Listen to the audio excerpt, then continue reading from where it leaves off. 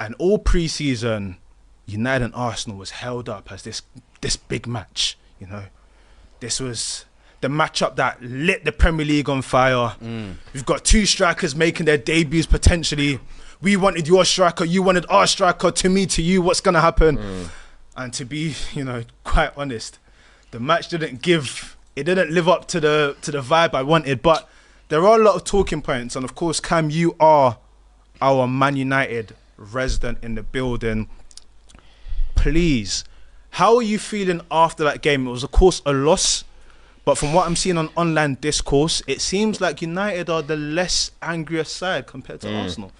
You know what? It's 50-50 for me. Like, at the end of the day, there was positives. Man United did, I think, with a better team, and I think United deserves to not only at least get a point, but at least win the game, even win the game. So when I look at that, I think to myself, okay, that's a positive. There's some individual performances maybe we'll speak about that I'm like, okay, I'm encouraged. If we can perform like this, if we can take this further into the season, then you're excited. But then at the same time, I look at it and I think to myself, well, did Arsenal really need to get out of second gear? They didn't really need to. Do you know what I mean? Like, they got their goal, however jammy it was, they got their goal. And in the end, even though it wasn't a great performance from Arsenal, they got 3 points at Old Trafford. And I think to myself, even at our best, we threw our best shot. David Adelaide yesterday, he was swinging. The guy wasn't going down. Yeah. In your boxing, when the chin, we'll swing it. Arsenal's chin, they firmed it. So at the end of the day, are you disappointed if your chin got tested and you lived on? You know what I mean? So Arsenal, that's the thing. We tested them, but our best still wasn't good enough. Our best still wasn't good enough. So that's the point where I'm kind of disappointed. So I'm in mixed emotion. A loss still hurts. Losing to Arsenal at Old Trafford as well, that hurts. But I'm not gonna lie and sit here and melt down and go crazy. There is things that I hope we get into with Ruben Amarim and stuff that I was disappointed with. But it's game week 1. Yeah. We gave it everything against Arsenal. I think we should have won the game, and we just take it from there. I think that's my only issue with kind of the result of your game is I didn't feel like you actually put your best foot forward. I felt like the performance was decent and you actually kind of dominated the ball, if you like, maybe had more chances or whatever. But I didn't feel like your best players were out there. I always feel like does that start from the lineup? Opening day of the season, you play out with your best players out there. You play out with your fittest players out there. Why Ahmad is not starting? Because you saw the difference he made, not only in the second half of the season, but the second half in this game. Then you've got your new Sesko signing, who all the talk is about leading up to this game. You're talking about how fit he is, and you've been so impressed with his physicality.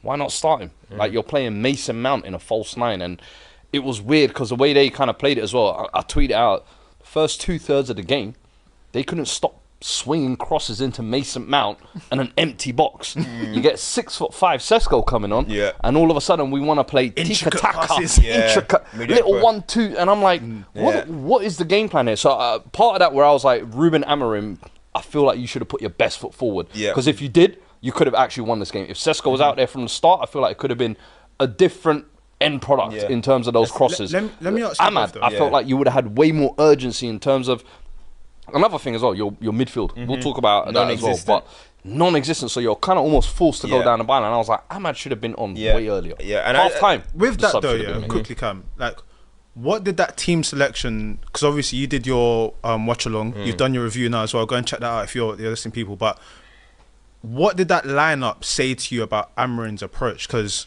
for me, and Fred, you've said it, when you're coming into a new season, you want to start with your best foot forward. You're at home, first day of the season. There's been loads of talk, however how long. And of course, in an ideal world, this would have been Amarim's first game. He wouldn't have come halfway during the season. But this is it now.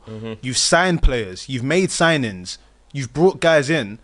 But you're still not starting what would be deemed the best squad, even though everyone's of physical condition to start. What did that say to you? The thing is, right, I think even, yes, we didn't, the lineup that we put out, for me, signals that we walked in the game with a pragmatic mentality. You know what I mean? We walked in there pragmatic, Dallo starting. I don't know how Luke Shaw still starts games 2025. That was another one. That's just whatever. What the hell? Dallo starting, Mason Mount in the false 9. These are the little decisions, right, that you think to yourself, it's the first game of the season, sun is out, everybody's trying to forget about what happened last season. Put the signings that we brought in. Put Ahmad into the game. As you said, we bypass our midfield completely. So we attack down the wings a lot.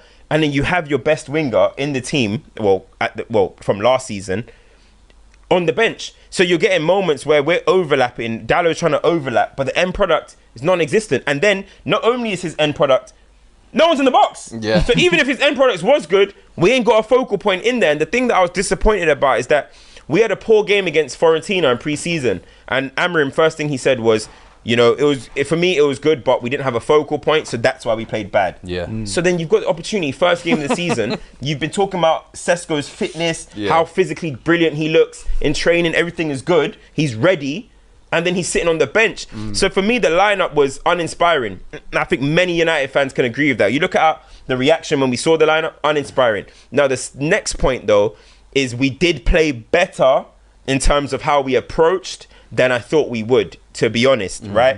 We did play better in terms of, I thought we're going to relieve the pressure and let Arsenal come against us, and we're just going to try to soak it up and counter. Yeah. But we did play a little bit more with it. There was a point that Man United had 77% possession.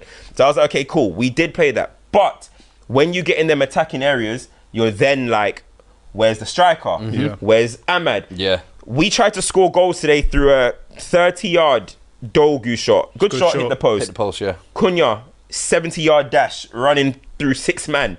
You know what I mean? Like Sonic Hedgehog vibes. Yeah, so you know what I mean? So for me, obviously, Mbumu had his chance in the second half with Raya moving like a cat and stuff, but I think if we had our best players out on the pitch early, we could have won this game. I think we wasted too much time. You know, when Ahmad came on for Dalot, you were kind of like, why was Dalot even playing? You know what I'm trying to say? Why was Dalot even playing? I like, Dalot, but we're trying to make the wing backs are meant to be offensive. Part of the attack. You know what I'm saying? And in the midfield too, non-existent. Yeah. And this is my only issue with the setup. We don't play through the midfield at all. There's no need for the midfielders. And when they do get the ball, they hoof it. Yeah. They hoof it. They're rushing Bruno's it. Because everything is low. Came on and almost gave the ball away. Everything is low probability passes. Mason Mount's trying to swing it 60 yards. Bruno's trying to swing it 60 yards, losing the ball. Casemiro, first time, always trying to clip it. When I'm looking at that, I'm just thinking to myself, like, we don't allow ourselves to get combinations to create real chances. Yeah. That's the thing. To create real chances. A lot of our chances are half chances that turn into a full chance. You get where I'm coming from? Yeah. They're not fully worked, crafted chances. You know, what did you make of the new boys? Yeah, let's go through them. Cunha both started. Start with those two. Thoughts on their performance? I moved. We did a video where we on my social actually, and you were like, you said that's the new. It's a hot take. It's a hot take. It was hot in that sauna. You know what I'm trying to say? Like, it was about 75 degrees, all right? But the fact that you said that obviously it was a hot take, but those two could be like a two-man step. Yeah. Based on what you saw today, are you encouraged of the signs that could come this season? There was moments where I looked at them and I thought, wow, that's an upgrade on what we had last season. You know what I mean? Some of the touches, some of the moments, I was like, wow. Cunha especially, he just started turning it up. As the game went on. Honestly, bro, I thought I saw Kaká. Stop! No, you said down the watch alone. No, bro, for a second I thought it was Kaká. But man, crimped it in there. Semenyo did the same thing 2 days ago. But did he you were saying Kaká. Did he crimp But now it's Kaká because it's Cunha. When Semenyo did it, we're calling him Yaya. We're calling him Yaya. Get on my face, man. We're calling him Liao. We're calling him Baby Liao. But what did you make of Arsenal's performance? The lineup started with two centre-backs at fullback with Ben White and Calafiori. Calafiori got the goal. Yeah. Zubamendi, there was a lot spoken about before the game because of his pre-season performances.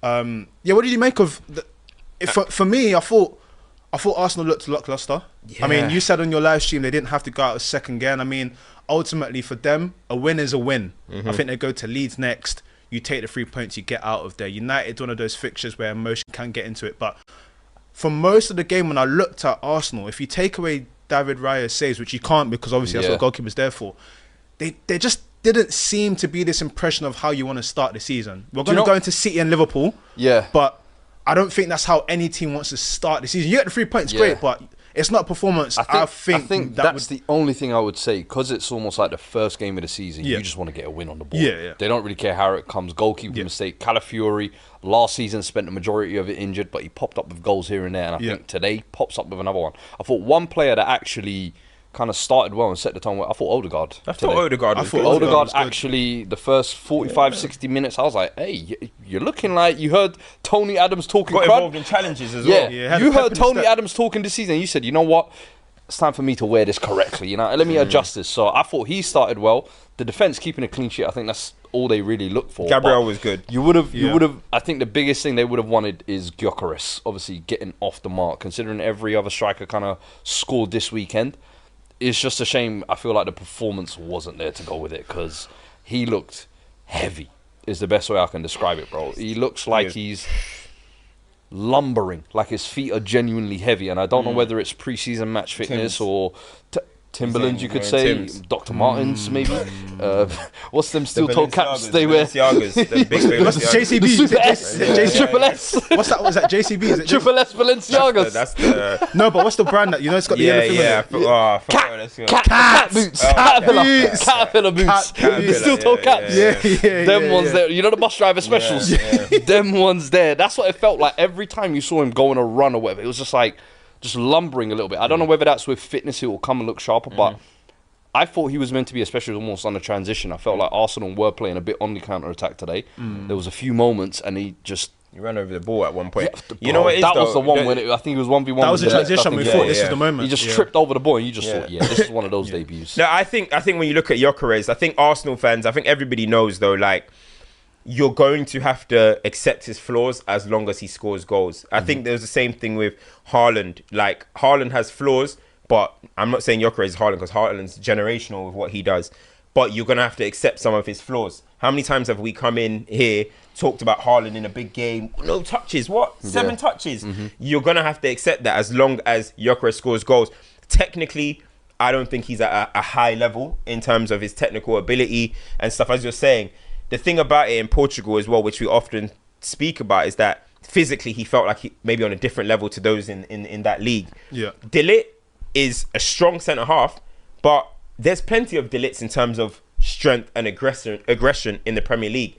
So he's got to get prepared to play against guys like that. I thought he should have been a little bit more clever and pull off maybe to Lenny Yoro, because he had one moment with Yoro, pinned him, Yoro pulled him down, foul. I was like, oh. He should have looked at that like, but you're high up the pitch as well. But he should have looked at that and thought, food, you could be food. What the issue that, or not the issue, but the thing I perceive with Arsenal is, one, you have to share the goal load away from Saka because ultimately he got injured. But two, there's a creativity issue, because Havertz was getting to goal scoring opportunities last year at times, and passes weren't really coming through, or when he does, he squanders his chances. They still need to figure out how to play creatively to free a Gyökeres or whoever it's going to be. And I think it's one thing getting a striker, but if you're not creating passing lanes and whatnot, I think that's why getting a striker doesn't mean goals. That's what people don't realise. I think that's why Arsenal are high on wanting like a Eze and stuff. Now, I don't think Eze is the best playmaker in the Premier League, but Eze, what he does is he can attract players because he's central dribbling. Lively. He is different. You know, the way he central dribbles is crazy. That's the way he runs through that's a new term for you. Yeah, man. Central dribbling. He's central dribbling, bro. Come on, man. Hey, yo. the James Alcott effect.